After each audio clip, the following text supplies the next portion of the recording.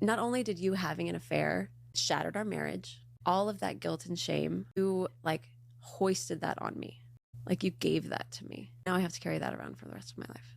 I don't think it's fair that as a society you're put in that position.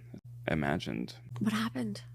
the dream started to break apart for me, and rather than being able to talk about it or to confront those feelings, I guess I was too afraid to say how I was actually feeling, and it seemed, I don't know, I chose to deal with it and deal with like feelings that I was experiencing in a way that was really self-destructive and hurtful to you.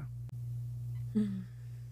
Honestly, the worst part about all this is the weaponized emotional intelligence, because I think a lot of us forget that manipulation is a form of emotional intelligence. And the way that we allow these men to sort of walk this fine line between villain and victim and sort of like use their emotions and the way that they chose to externalize those emotions rather than internalizing them and like doing the inner work. Instead, they often externalize them onto women or society or other sources of their perceived unhappiness when the call was coming from inside the house all along. It was always an inside job. That's why for some men, this kind of shit follows them their whole life, because they never actually turn and look inward. They only get better at externalizing their insecurities and then manipulating other people about it, the way that Ned was trying to do to Ariel this entire episode. I really think that the reason there was so many like awkward pauses and silences and stuff like that, and obviously I'm like really proud of her for this, is because she didn't step in and start doing the emotional labor for him. It's because she wasn't going to be manipulated into carrying water for him about something that he did that like deeply hurt, betrayed, and humiliated her. And I really think for some reason that he was expecting her to.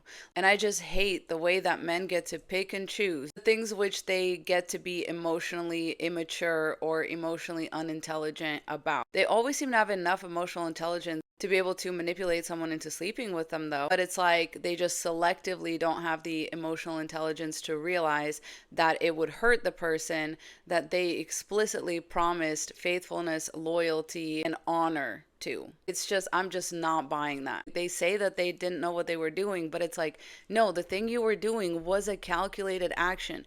There's no possible way you couldn't have known that you were doing that. It would have taken calculation and intent on your part in the first place. Also, never convince me that this isn't calculated. There's no way that he was honest with the podcast producer that he cheated on his wife with about why he was cheating. He had to probably spin this entire narrative, right, about how they never have Smex anymore and about how they've been like roommates for years now. You know what I mean? Like, all of that is emotionally intelligent. Like, lying is a form of emotional intelligence or deception or whatever. You know what I mean? Like, you're not gonna walk up to another woman and be like, I'm feeling insecure, let me stick my dick in you to see if it helps. This is like some really disgustingly calculated movement. And then to like try and flip it back around on Ariel, like, oh, you know, my dream wasn't working out, and oh, I'm sorry society did that to you. That requires like a certain type of emotional intelligence that we usually refer to as manipulation. So make no mistake that these men are manipulative,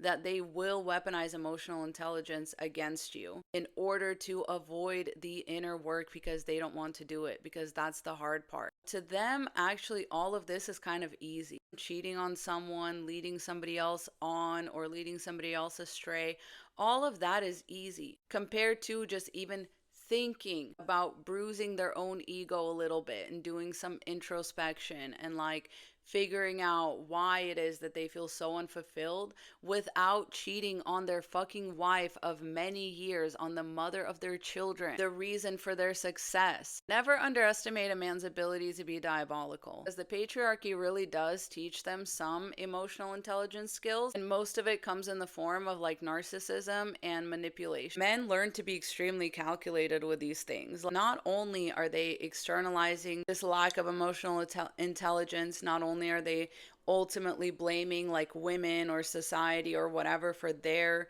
mistakes and for their downfalls and for their diabolical actions. And they also get to leverage all that to like weasel their way back into polite society, because they don't believe that they should suffer from the consequences of their own actions. Like this man will not be deplatformed, I promise you. Like if he's deplatformed again, he'll find some way to come back again and like redeem himself again. But it's just so terrible the way that she was like, why would you do this? And she's clearly so broken and all that.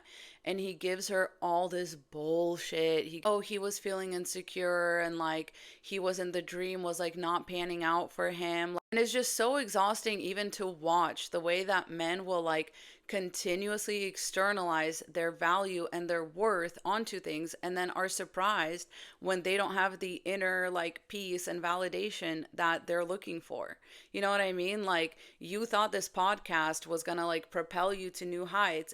But when it did, like that actually meant nothing to you. It was because he didn't fucking work for it. It seems like Ariel was the real talent. Seems like Ariel was the real impetus for starting these podcasts, for bringing the right kind of energy to and holding down the fort and probably doing a lot of production. And honestly, Ned was probably resentful of that. Most likely because he was viscerally aware of it. And so he cheated on her in order to once again externalize this feeling of dissatisfaction, right? Like, well, okay, well, maybe if I get one over on this woman that kind of made me and that gave me my platform, like maybe that's how I'll surpass her. Maybe that's how I'll really feel like a man then. So that's just another externalization of like a feeling that you don't know what to do with. That feeling of the emotional lack, of that emotional void. It cannot be solved with sticking your penis into another woman, right? But these men really, really think that it will. They use us as like training ground for their egos, for their character, for validation from other men. That is what they need women for. That's why they always have a starter wife.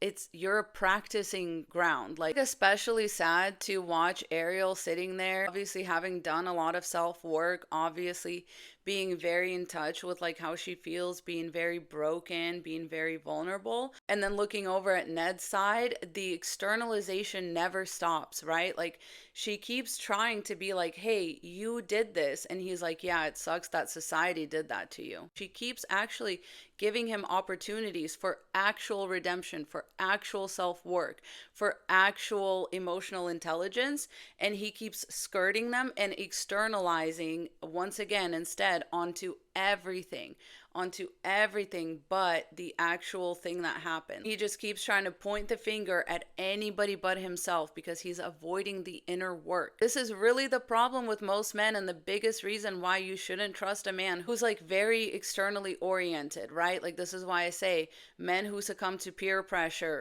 red flag. Men who try to impress you with like a lot of material things, a red flag. Men who try to love bomb you, red flag. These are like externalizations of a man's lacking inner world. When they cannot share actual thoughts and feelings with you, they will rely on things like love bombing, materialism. And none of these things are like inherently evil by themselves, but when you combine it with that lack of like self-awareness and inner work, they do become very dangerous tools in the hands of very dangerous fools. And these men just use their lack of self-awareness as a bat, you know, to ward off any sort of responsibility, to ward off challenge to their current worldviews and beliefs and etc. Like they don't care about anything other than escaping responsibility, because they don't believe that taking responsibility and doing the inner work is like a manly concept, is like a manly endeavor. Please stay safe out there. I love y'all.